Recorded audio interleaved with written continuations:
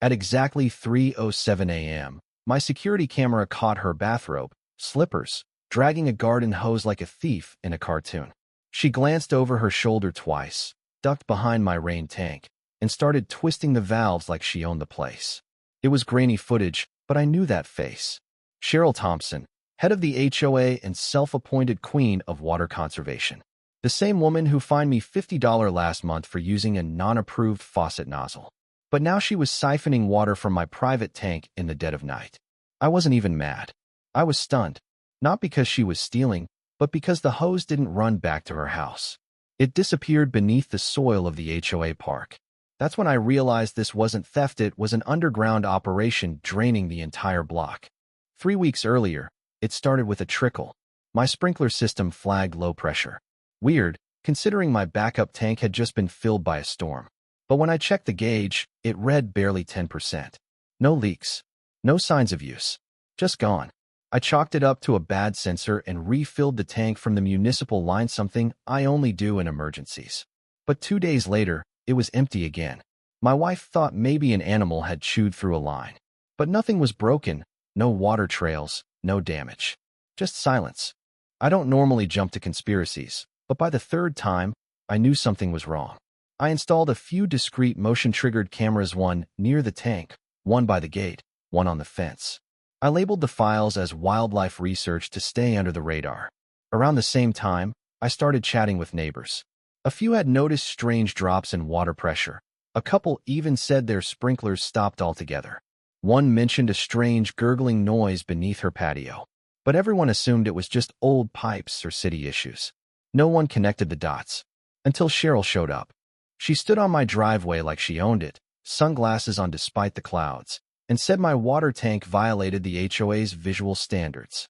I asked her to point out which section of the bylaws that covered, and she danced around the question with some nonsense about community aesthetics.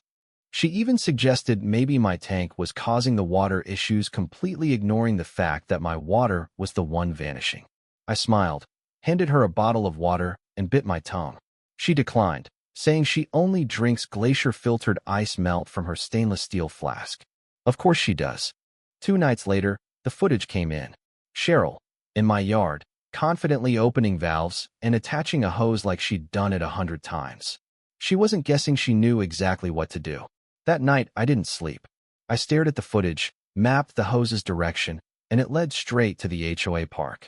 The next morning, I dug near the boundary where my property met the park and found the hose buried under mulch, snaking through a PVC tunnel under the fence. It didn't just run to Cheryl's yard, it split. One line fed her property, the other connected to the HOA's main irrigation line. I wasn't just being robbed. The entire neighborhood was being drained through a system Cheryl had engineered. I disguised my digging with a fake landscaping project and kept going. Every foot revealed more. This wasn't about a rogue hose. Cheryl had rerouted water from our emergency reserves, communal irrigation, and my private supply. I remembered seeing a white van outside her home weeks ago. A plumber in blue coveralls hauling pipe from her garage. Back then, I thought nothing of it. Now, I called the company Crispin Waterworks and scheduled a leak consultation. A different technician showed up, but when I casually dropped Cheryl's address, he laughed and said they'd installed a pressure bypass for her months back. She'd asked for the closest connection to the HOA loop, not even pretending to follow code. Later, I pulled up an old infrastructure map of the HOA, layered it with my notes, and the picture was clear. Cheryl had tapped directly into the fire reserve line, something that wasn't just unethical, but illegal. That line was for emergency use, protected under municipal law. My wife, who had originally rolled her eyes at all this, sat next to me, wide-eyed. "She's not just stealing," she said. "She's endangering the whole neighborhood." And she was right. I compiled everything: footage, maps, photos, even HOA budget requests where Cheryl had funneled money into vague hydration system improvements. I brought it all to Harold, my neighbor. He'd lived here 30 years and had friends in city council. I showed him everything. He didn't say much, just, "This is fraud. I'll back you." We had 2 days before the next HOA meeting. That would be our moment. The night of the meeting, the clubhouse was packed. People fanned themselves with printouts and grumbled about water bills. Cheryl opened the meeting with her usual smug tone. But Harold stood up and asked to address urgent infrastructure concerns. When Cheryl tried to dismiss him, the board president, Rick, gave him the floor. Harold nodded at me, and I stepped up with a USB drive and a racing heart. I played the footage of Cheryl with the hose. Laughter, gasps, disbelief. Then I showed the trench, the split pipe, the hidden valve under the community garden path. Finally, I played the video grainy black and white, Cheryl twisting valves in her slippers like a backyard bandit. She tried to object, but Rick told her to sit down. I presented the plumber's job sheet, the mapped pipeline, and HOA budget reports showing thousands funneled into phantom projects. One overlay showed how her system intersected with the city's emergency line. You could hear a pin drop. Then the room erupted. One resident said their toddler got sick from dirty hose water. Another said her elderly mother's yard went dry in a heat wave. A third mentioned their insurance required functioning fire access. Cheryl blamed raccoons, then claimed it was a smear campaign. It was pathetic. The board suspended her on the spot pending an audit. She stormed out yelling about ungrateful neighbors. The next day, city officials arrived. They traced multiple unauthorized taps, including one under fake turf and another in a sandbox. One line fed directly from the sealed fire reservoir. Cheryl had built a covert water network under our feet, complete with pressure controls and remote access. She wasn't just a thief.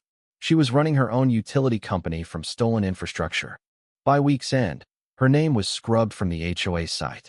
A cease and desist was taped to her door. Rumors flew. Some said she fled to Arizona. Others said she lawyered up. Didn't matter. The water theft stopped. My tank stayed full. And for the first time in weeks, the neighborhood started talking again. Not about fear, about hope. The board launched a full audit, found thousands in HOA funds missing, funneled into shady maintenance invoices. Cheryl was charged with utility theft, tampering with public infrastructure, and misappropriation of funds. Her house went dark, but our community lit up. Neighbors shared hoses, helped clean up trenches, and even held a block party called Hydration Celebration. Rick unveiled a new community fountain with a plaque, to the neighbor who noticed and the neighbors who acted. They offered me Cheryl's old position. I declined. Instead, I proposed a rotating committee. No more dictators with clipboards. Just people who care. I had my tank painted blue, added a mural of a tangled hose with the words, "Don't tap what you can't handle." Every neighbor who passed it smiled. Not just because it was funny, but because they remembered. They were there when we said enough. And when a new family moved in, I dropped off a welcome basket with a potted plant and a reusable bottle labeled "Powered by Rain." I told them, if your water ever vanishes, you know who to call. Because in the end, it wasn't just about water. It was about control. And Cheryl opened a valve she couldn't close.